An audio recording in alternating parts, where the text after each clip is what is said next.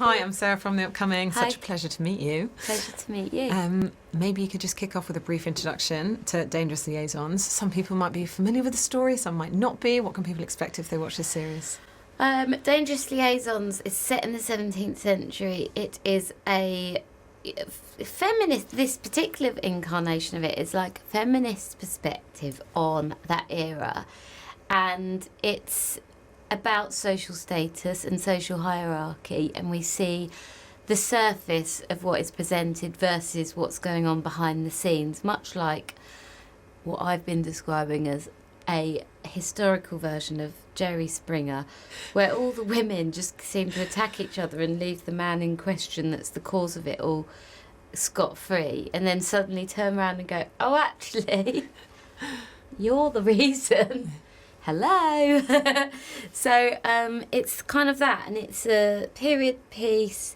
It's full of all the things you'd expect from a series. So there's laughs, there's like horror, there's trepidation. It's fun to watch because you have to be a bit of a detective, and it's full of gossip, which people love. And I loved the 80s film. I loved Cruel Intentions. I haven't actually read the book, but what was your way into this story? Were you already familiar with the films? Did you go back to the source material? Did you look at the script? How did you prepare for it? I actually just interpreted this script because I thought it was really important that it's a woman writer and that it's female directors. And I think that it's really easy for us as women to continually perpetuate a patriarchal view. So I didn't want to look at the original stuff on purpose. And I was sort of glad that I hadn't read it, because it might have influenced my portrayal of the character. I think, it's very much in the zeitgeist now to sort of start questioning how a story can be biased or leaning towards, the male gaze, because that's how we're all kept in check. And I think it's actually important in these situations not to look at the stuff from the past. And what can you tell us about your character in particular, and how did you see her? I saw her as a bit of a, obviously it's 17th century, but she was a bit like a TikTok influencer of that generation. She's very superficial. She is completely influential. People listen to her. She's at the height of fashion, and she's very self-serving. And actually, she's not very nice. She's a bit like, she's not got any socialist values at all. She's all about herself, out for her own gain, and not somebody I'd want to be friends with. But also hilarious to watch, because it's outrageous how someone can be that awful. And I think the relationship between her and her friend Eloise is hilarious, because it's obvious that Eloise is such a yes man. And that sort of inflates Florence's ego even more, so she's even more awful. So that's interesting. But then, she is also manipulative and persuasive. And I think we're talking about an era where socially men had all the power, but women found avenues and ways in which to manipulate that to their own gain. Because if you've got no power, you have to find other avenues to do that. And I do think that Florence is a bit more alpha than some of the other female characters in the thing, which is basically me in real life, but I'm not a bit.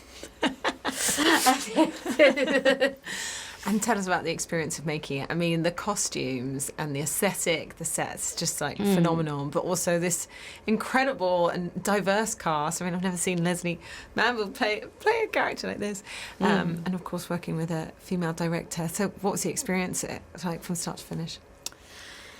The experience was amazing. I think that it felt really good to be around all these women creatives and inspiring, I think.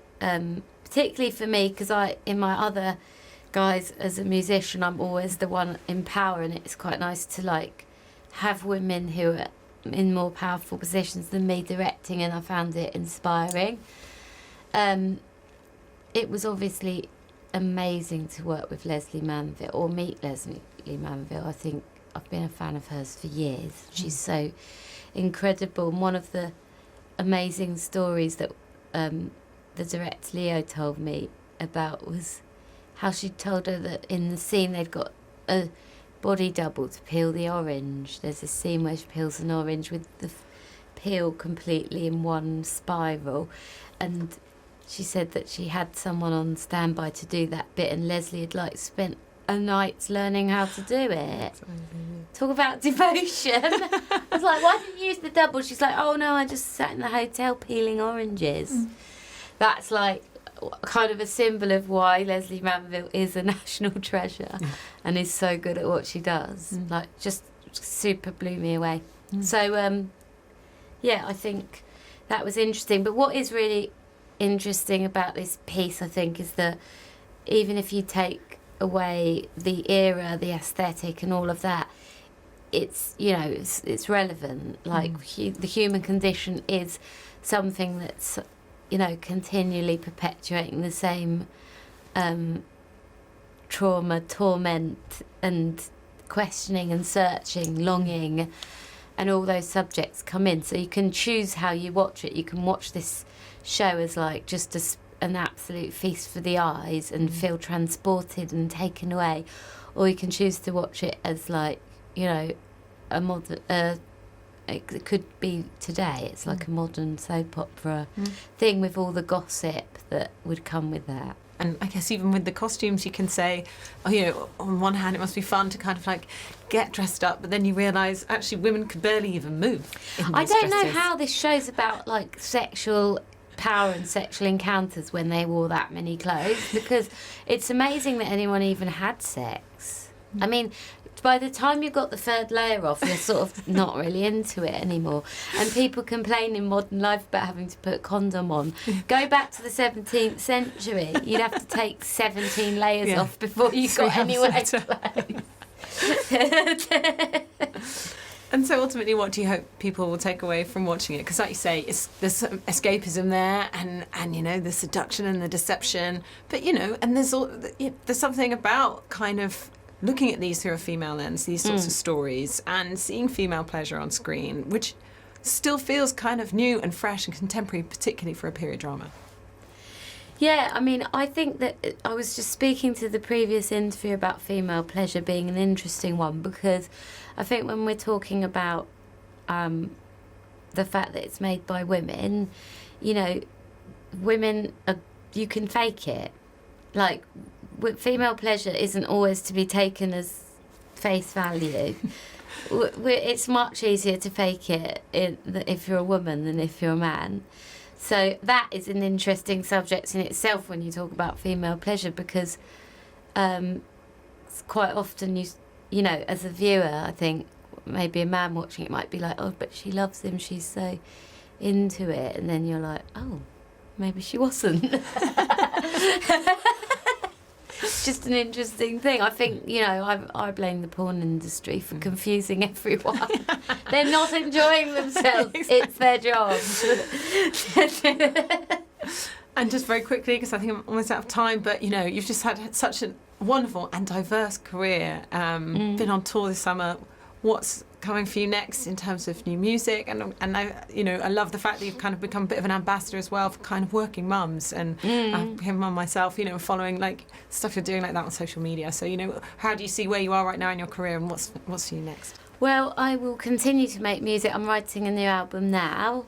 I'm starting to do some writing about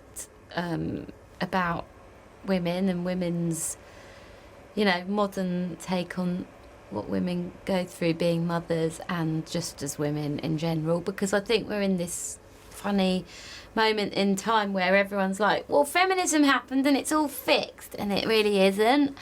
So I think it's important to mark that, that even, you know, our breakthroughs as women to some degree are great, but then I think a lot of it's illusory. So I think I'm talking a bit about that, and continue to do work with the charities that I support as well. Oxfam, Greenpeace.